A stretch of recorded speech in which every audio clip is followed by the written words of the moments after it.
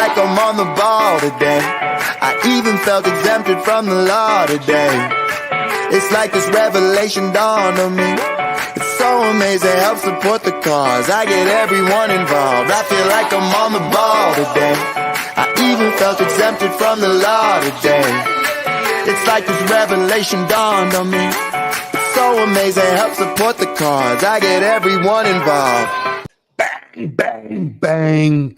Good morning, gentlemen. Welcome to Tuesday. It's a great day to be alive. It's a great day to have your best day. Jake, great day. It's a great day for a great day. August 20th.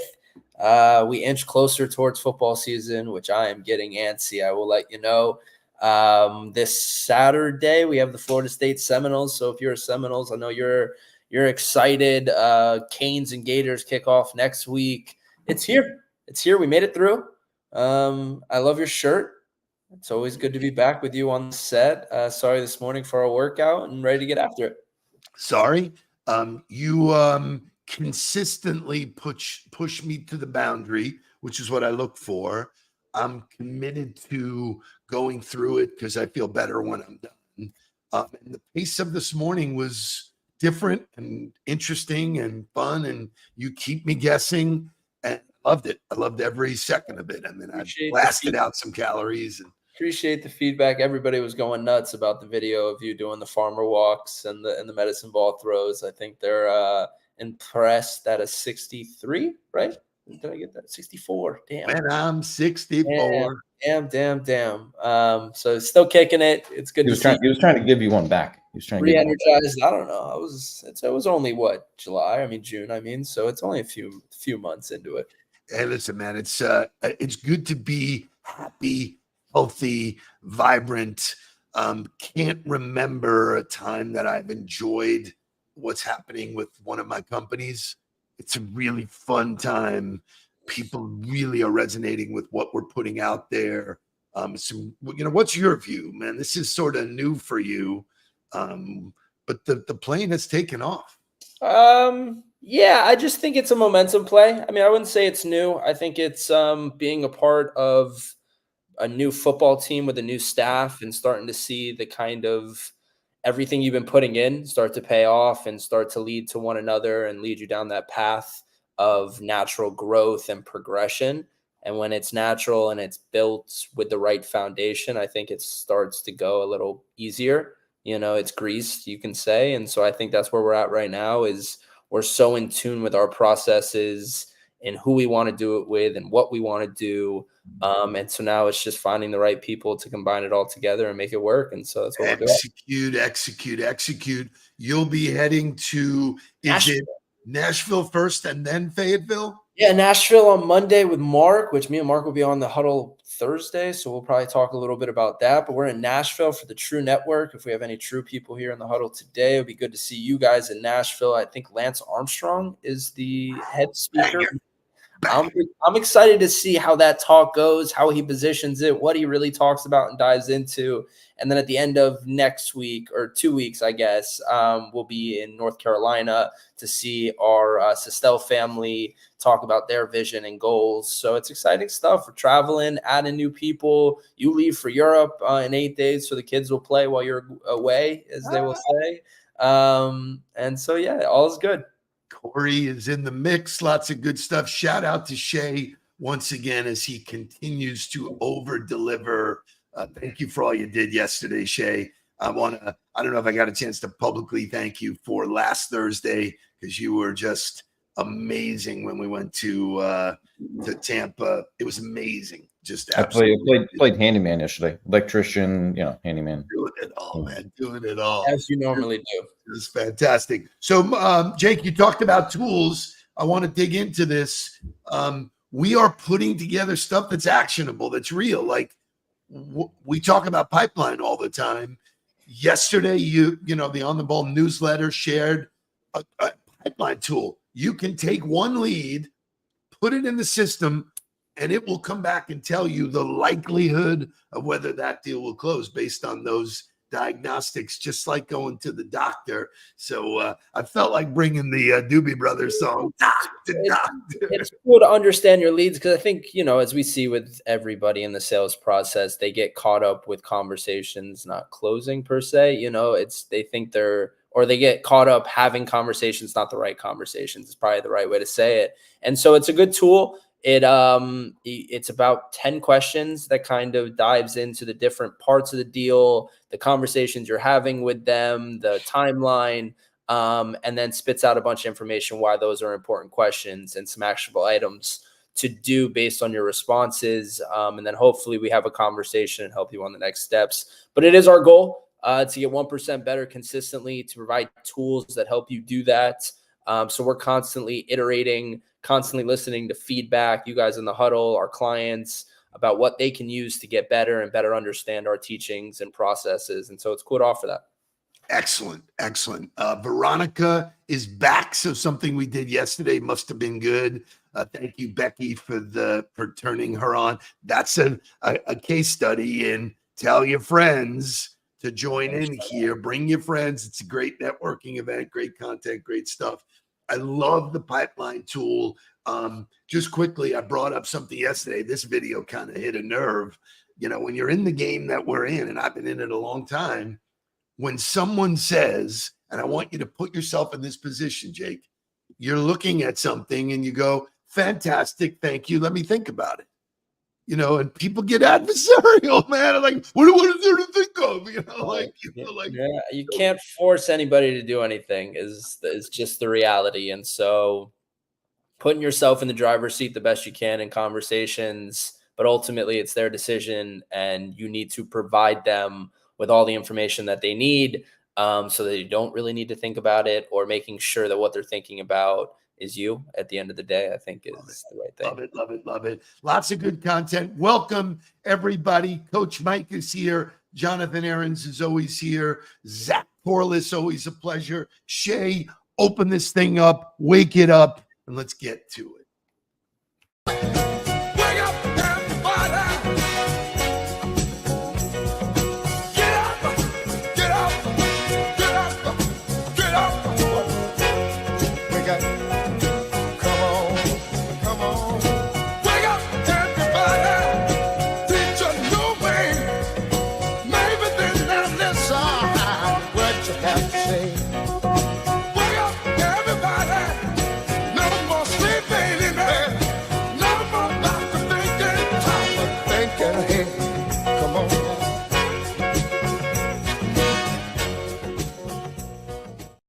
If I did not mention your name, that doesn't mean I don't love you. Thank you, Michelle, Jamie, Josh, everybody that joins in the morning. Patrice, a staple here. Love it. Your ears must have been burning. I had lunch last week with Jay Berkowitz. Anyway, as we do every day, we do daily affirmations. And people say, like, how do you keep coming up with them? Get this all the time. I do the research, and I found a guy. He's on LinkedIn, Instagram, Facebook, entrepreneur that actually is focused on affirmations. Give me Mitchell C. Clark. The affirmation reads, I trust myself to acknowledge and process my difficult emotions and inconvenient truths. I know that being honest with myself is a liberatory act, even when it's difficult. And the intent behind that is to not only encourage us to see that we can be honest with how we feel in any situation, but that it's a great thing to do. Even when it's hard, even when it's uncomfortable, being honest with yourself is what allows you to attract what's ultimately in alignment with who you are. People don't know how dope you are, how real you are, what you stand for, what you believe in, what you care about. If you don't talk about it, then act on it. Even when, we have tension and conflict because of us speaking our truth, that's so much better than living a life that's out of alignment with who we're meant to be. Yeah. There's nothing that can replace finding your real people, because you're real with yourself. So, I went deep on this guy and found so much about who he is and what he stands for. He wrote a book called Eyes on the Road. There's a couple of takeaways from the book that I want to unpack with you. First thing he talks about is control what you can today. Show up for yourself and show up for your people. Protect your peace and protect your boundaries. God, we talk about this all the time. Focus on what matters, not what's been sent to distract you. Oh my, can I get a bang, please? I think we're going to get a Pulls up, three-pointer. Bang! Bang! It's good! So comments, thoughts, just yeah, I love the show up for yourself first. Like, you have to put yourself, and I think that's the reason we do these daily affirmations, is you need to ground yourself before you deal with anybody else. If you can't be good with yourself, or the man in the mirror, or the woman in the mirror, you're not going to be good with anybody else. Yeah. Or you can fake it. That would only last so long. And how draining of an activity is if you can't be good with yourself. And so I think doing the things to get yourself to be able to show up, to be present, is important. Look, I'm going to talk about Tua because it obviously just came out, but he was just talking about the difference of having Mike McDaniel and Brian Flores as your coach. And no matter what you believe, Tua might be soft, I don't really care. But he talked about the act of continuously hearing something and then believing it, whether it be good or bad. He goes, if you're constantly telling yourself you suck or hearing yourself you suck, it's natural that the brain is going to go, okay, maybe you do suck, right? And if you're naturally telling the brain you're good, you can do this, you're the right guy, you start to believe that. And so it's just like any muscle that you train, you have to be feeding it really good, positive things in order to stay grounded, to stay motivated, to stay in tune with who you are. So it's just important that you do that for yourself before you do anything else with anybody else. Awesome retort. One of the things I heard in the report about Tua's relationship with either of them, Brian Torres used to say to him, "You suck." And you don't I don't know how, verbatim you want to take his words. I would say, for a guy who, from what I know of Tua, had a very tough upbringing with his dad. His dad was very tough on him, had a very tough high school coach in Hawaii, and then also played for Nick Saban. So for someone to then go break that guy, I would imagine had to be pretty rough, just to understand where you'd have to really stretch the back. And if you know Saban, I don't think he coached people that way. Like, he pushed and expected the greatness from you, but he taught you, right? And he wanted you to execute on the things that he taught and to do your job. I don't think it was blatant, you suck, and I'm not going to help you get to a place together. I think that even at the end of his career, when he shifted, they started running different offenses. He started hiring different types of coaches in order to relate with players more. So sad to see that happen. But yeah, don't allow those things sent to distract you, which Tua did. It's true, he did, and so that's why you really got to be grounded in what you do to overcome the other things that you cannot control. I think one of the biggest challenges people have is distractions. People, places, things, ding, boom, bah, distracted world. So lots of great stuff. You yesterday proved to me the power of music. Early on, you're going to see Ed. Boom, you send me a Phil Collins song, like how great it is. And I go for my run in the morning, and I'm like, okay, let me turn on some Phil Collins. It was amazing. I give you Phil Collins right now.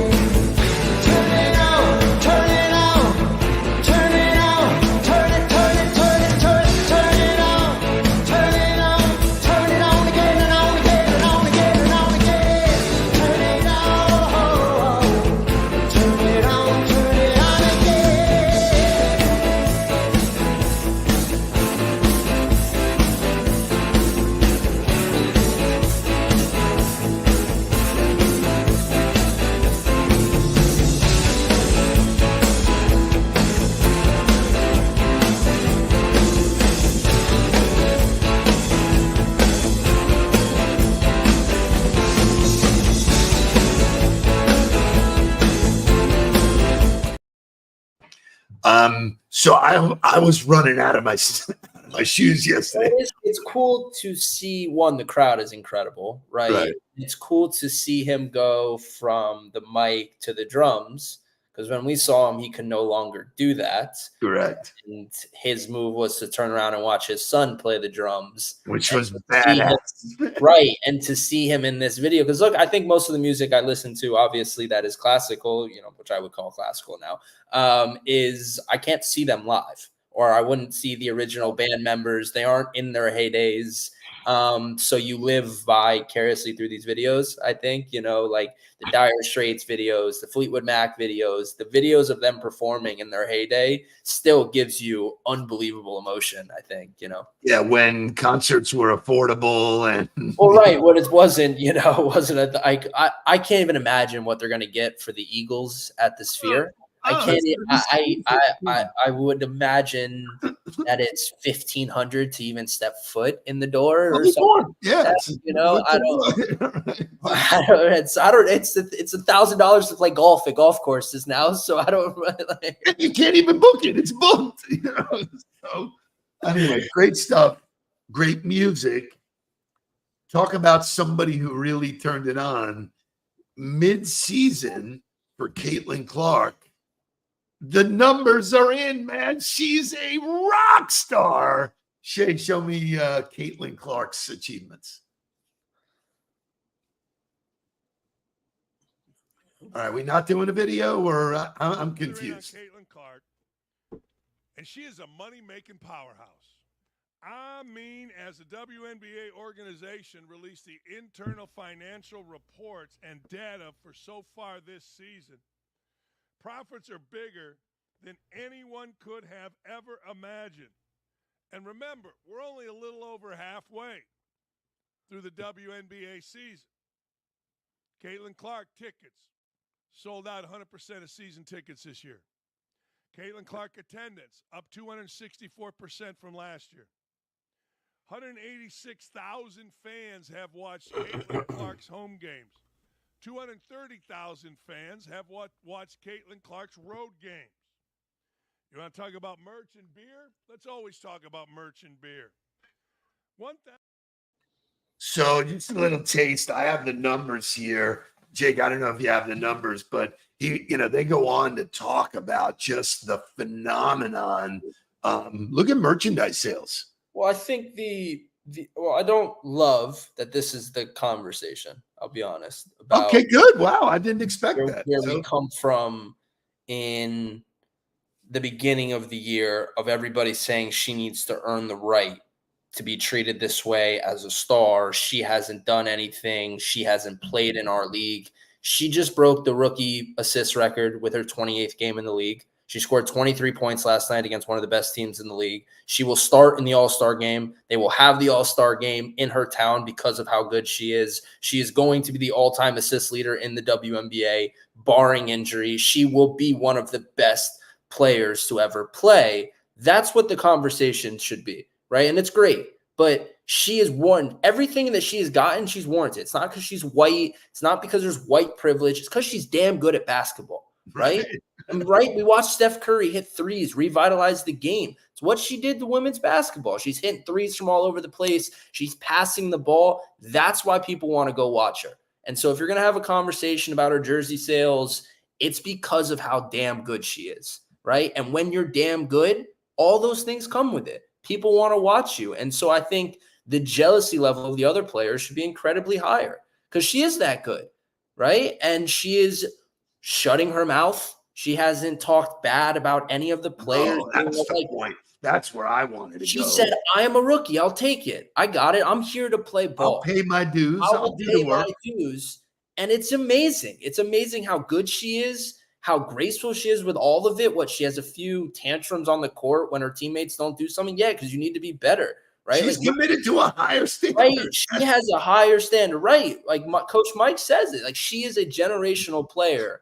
And you talked about it when Magic came in the league, a generational player. Everybody gets tightened up, right? When you bring in talent. You bring new talent to a company, all the people that have been there are like, whoa, slow your roll, right? And that jealousy only happens unless you're a really good player. So it's cool to see her get the accolades, or the recognition from people, and people are going to the games. But my favorite one is that hot dog sales are up 300%. I don't know about along with hot dog sales, 2,826 gallons of beer. It's a plus 740%. So listen, so what's interesting is when you got a guy like Magic who came in the league, right? He came with some flair. He was a show. She's not a show. She's very quiet. You don't really hear her being part of the conversation. She's just said, okay, I'm going to put it out of my mind and I'm just going to go do the work. And that's why I wanted to bring it to everybody's attention, because she's doing the work, man. Right, She's out there every night pounding and grinding in spite of the fact that people are kicking her ass. So since June 30th, Clark has had 10 plus assists in all but 9 of her games played. And that includes 10 assists in the WNBA All-Star game, despite only playing 26 minutes. She's doing it on the biggest scale. She's having grace while doing it. And I think it's a lesson for being an elite person, an elite athlete, is not allowing those distractions to affect you. It has no bearing on how she operates or who she is as a person, right? Like, could easily go out and be like, you know what? F all you guys. I'm here. Like, she could walk around with her chest pumped. Like, I will talk like Noah Lyles does, who's the track runner, who consistently, that's his persona and does it a certain way. Right. When you are great, you need to be who you are, I think. And the better that the athletes own that, the better we do as humans of living your true values, going back to what he talked earlier, is in alignment of what you want to do and how you want to do it. And she's putting on an absolute masterclass of it. So what I would like the takeaway to be, and I'm going to give you another example. We watched France play the U.S. I don't care what you say. France played some damn good basketball. They made that really interesting. If it's not for Steph Curry, France is a gold medal winner. Yeah. So there was a guy, Yabusele, that some history on, but he signed with Philadelphia, man. The work speaks. I think that every time you are in front of people, or every time you do what you do, is an opportunity to show your greatness. And if you apply that to every situation and every opportunity you get, greatness comes from that. And, he didn't wish that. Like, nope. He's been grinding. He played for Real Madrid. He's been in Spain. He's been moving around. And he even said, he goes, I'm here to play basketball. And if an NBA team calls, then great. But I'm enjoying being better at what I do. Right. And so that's a guy who was waiting for his opportunity. He obviously dunked on LeBron, which would be played forever. Thank God we did the gold, because he absolutely posterized our Captain America. Right. And it's amazing to see the hard work get rewarded, like it said, and so if there's a mantra, if there's a takeaway from those two individuals, Steph Curry, we talked about, 500 shots a day. There is no escaping the work. And when you do the work, all good shit happens. Like, how many times has Kevin Durant hit the crossover step back shot to win the game in the semifinals? How many times has Steph Curry hit those shots? It's one of why I love basketball, because it's so memory, right? It's the same shot no matter really who's in front of you. So it's super cool. Good conversation today.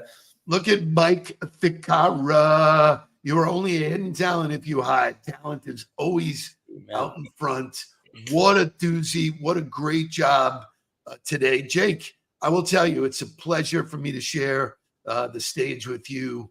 Fun stuff. I never know what you're going to say, but it's worthwhile. And I think the Huddlers recognize Thank you for listening. Shout out Clayton Clark. Shout out sports. I love teaching through sports. Have a great Tuesday. If you're looking for tools, sign up for our newsletter. If you're looking for a community to get 1% better, join GOTB. And if you're just looking for any help at all, maybe it's worth a conversation. Have a great Tuesday. Yes, Chef. And let's get down to business. Please don't worry about me. I'm about to let my heart speak. My friends keep telling me to leave this. So let's get down to business.